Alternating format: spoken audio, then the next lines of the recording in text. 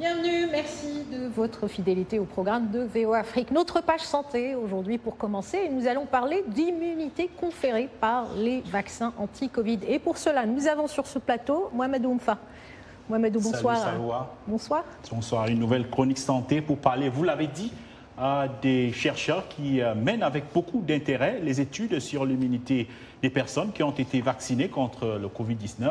Rappelons que ça fait moins d'un an que les vaccins sont testés et administrés et donc les données sur la protection des personnes vaccinées ne sont pas encore assez robustes et durables. Néanmoins, les premières études montrent qu'il y a un déclin considérable dans l'espace de 6 mois de l'immunité provoquée par la vaccination chez les personnes qui ont reçu des doses de vaccins anti-Covid. Citons par exemple l'étude des chercheurs du King's College de Londres. L'étude a été réalisée à partir des données collectées auprès d'utilisateurs de l'application Zoé. C'est une application où peuvent s'inscrire les personnes vaccinées.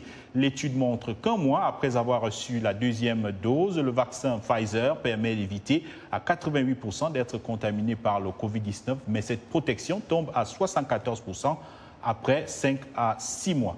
Alors, pour le vaccin d'AstraZeneca, l'efficacité passe de 77% un mois après l'administration de la deuxième dose à 67% après 5 mois. Plusieurs autres études soutiennent cette hypothèse d'une réduction progressive des vaccins anti-Covid dans la durée.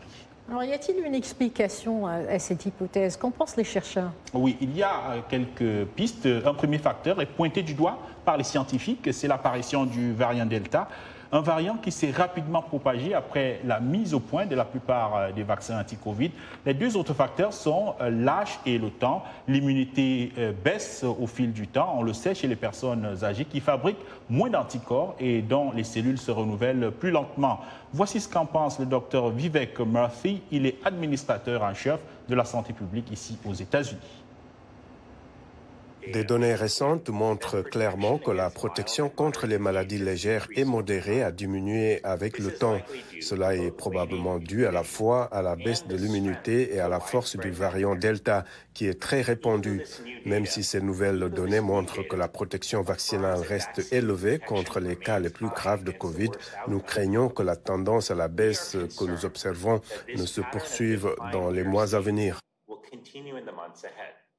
Alors pour terminer, que proposent les chercheurs, les scientifiques pour résoudre ce problème? Oui, les chercheurs, les laboratoires, pour résoudre le problème de baisse d'efficacité relative, les laboratoires et autorités sanitaires s'accordent pour l'instant sur une mesure, organiser une campagne de rappel malgré les réserves de l'Organisation mondiale de la santé à ce sujet. C'est pourquoi l'on entend de plus en plus parler de troisième dose du vaccin.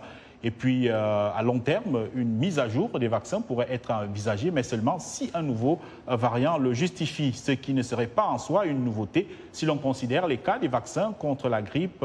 Les virus de la grippe saisonnière changent chaque année et la composition du vaccin est adaptée au virus. Mais cette solution n'est pas encore à l'ordre du jour, car les scientifiques et décideurs parient sur l'efficacité des vaccins actuels, notamment les vaccins à ARN messager de Pfizer et Moderna contre le variant le plus préoccupant de l'heure, le variant Delta. Voilà, Salwa, pour notre chronique de la semaine. Merci, à la semaine prochaine. À jeudi prochain. Alors, autre sujet santé, autre région, le Malawi a enregistré près de 7 millions de cas de paludisme.